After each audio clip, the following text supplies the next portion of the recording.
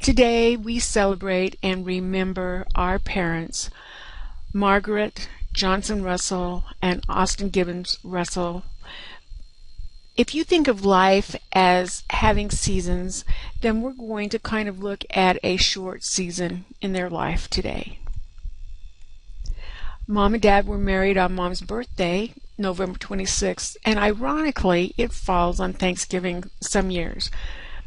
I don't recall ever knowing that our parents celebrated their anniversary or made a big deal about their anniversary or her birthday, but one year we had just completed Thanksgiving, and apparently that was a year that her birthday fell on Thanksgiving. And Mom started to cry, and she said, I don't care if you kids don't remember my birthday because I'm not good at remembering yours, and went downstairs to their bedroom and shut the door. And there we are feeling terrible. So we're thinking, what can we do, ungrateful children that we are? And Jelaine says, let's sing happy birthday to her. So we all decided, well, that would be a great thing. So then we're thinking, how can she hear us? Because we're up here and she's down there. So somebody else says, well, that little radiator over there in the corner, that goes down to the bedroom.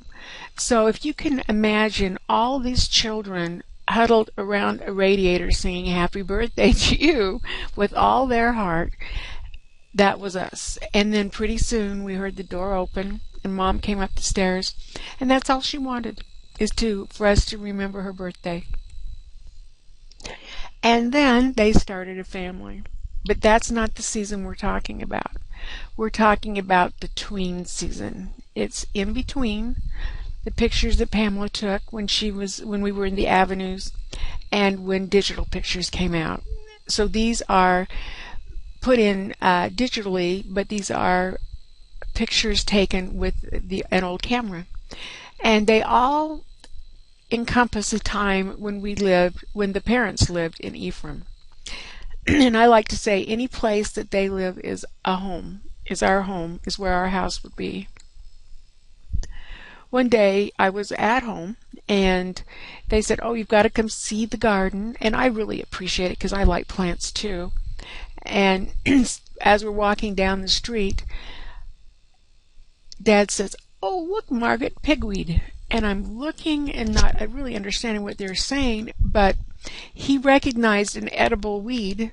And some people say that you could feed a family of 4 on a vacant lot if you knew what to eat. And apparently Dad could do that. So we picked the pigweed and took it home and cooked it up for lunch.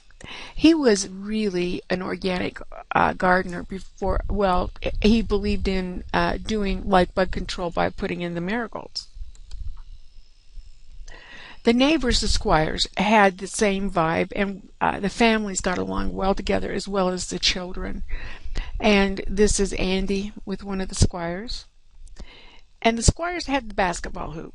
And the family loves to play basketball. Wherever there's a hoop, they love to play.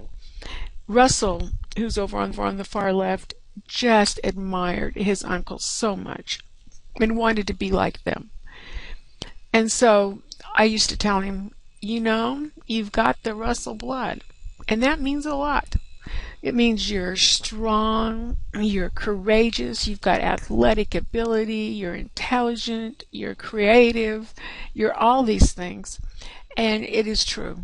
We inherited so much from our parents, and I'm so grateful for that.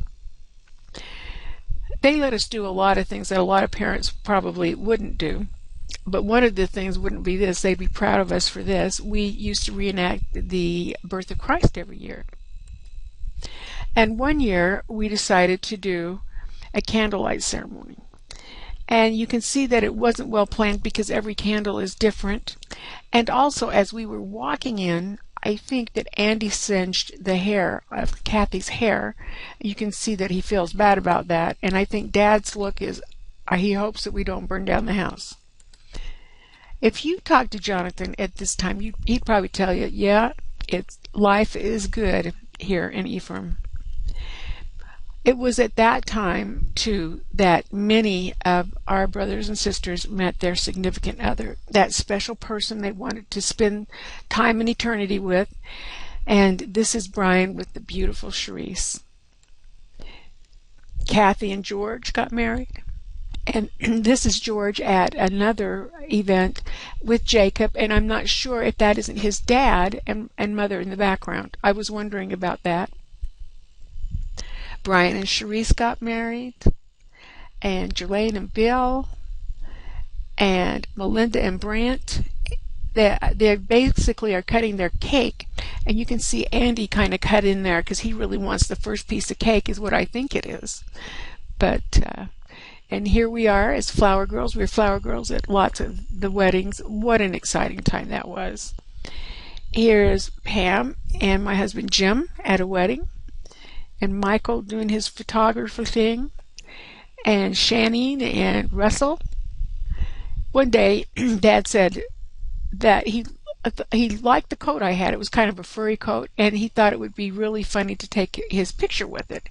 It's kind of like being debonair. You can see he got a kick out of that. And then I found this other picture of him listening to Jim, and he looks debonair there too. After the marriage, of course, came the grandkids, and these little babies could be triplets. They look so much alike. And of course, my son had a bald head too. It must be a family trait. But I think this was the time that there was a bee that came around, and Kathy ran from it and left Jacob to fend for himself. And you could hear George yell, "Save the baby too, dear." And I can relate to that because I had a bee on my back here too. And I just, it's fear of bugs. I think we have that in our family. And Shirley, Pam, and Mom came to my rescue. There was so many good times together at that house, and it's strange to think that Jonathan here is really the uncle to all these kids. He was born in and he had nieces and nephews older than he. It's strange. And the beautiful Jelaine and Shirley. I'm wondering whose car that was behind there. It's amazing how we could pack so many people in that small house and never feel uncomfortable. One year we decided to take a vacation to Yellowstone Park, and you would say that Mark was the man of the season because he was the oldest guy with us. And we stopped at Buffalo Bill Dam, and the river was torrential. It was high water. And to go across the dam, to walk across and look at the water, it was just a flat platform with no railing. I couldn't have crawled across there. But Russ wanted to go. And so Mark is so responsible. He said he would take him across, and look at the hold he had on him. He made sure that he was safe, but it was terrifying to me. Here is Melinda hanging over the edge too of this torrential. Our family seems to have this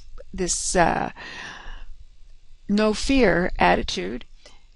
And then of course here's Andy outside of the car with the black bear. Everything you shouldn't do, we did apparently on this vacation. I think we were screaming and yelling for him to get back in. But we had a great time. It was fun. We also hiked up Brighton, around Brighton, and here is Kathy with Shantae. And these are the ones that lived. The rest are back on the trail that completed the hike. Love this picture of the Woodens. Whenever we get together, there is a lot of music and dancing and activities, and I always look forward to the performances. They are so sweet and so wonderful. Daniel, that's probably Daniel's first performance. Jane is a self-taught pianist, and look at her. She takes off her shoe because she plays the piano barefoot. Lots of talent in this family, and lots of excitement. We make a good audience.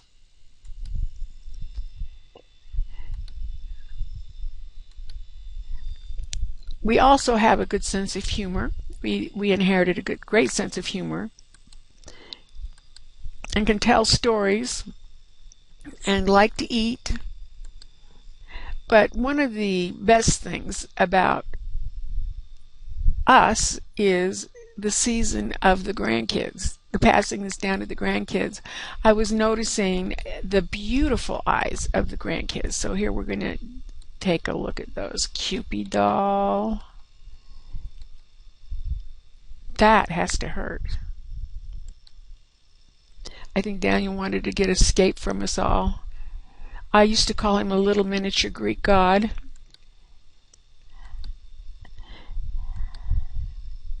I don't know who won there.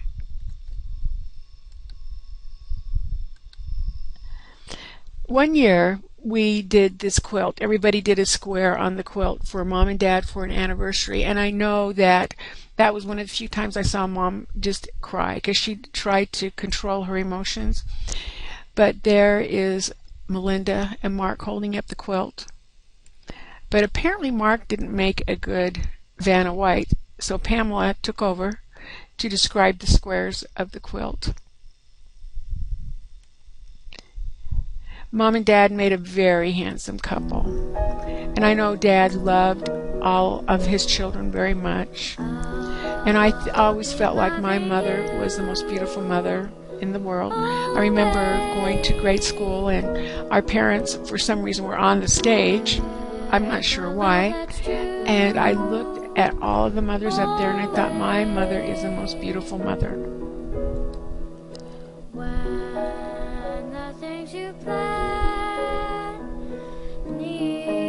And there we are, 10 children. That's their legacy. We are their legacy, and our children are our legacy.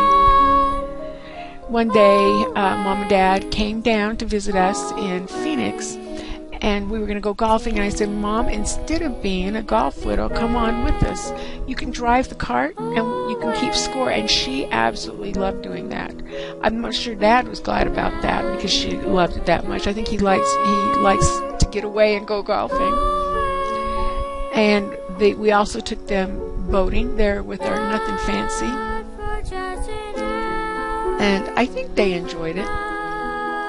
But sometimes it's just time to load up the car, head off into the sunset. And so we bid this little season adieu to our parents. And we're so grateful for them and for their heritage. And say goodbye.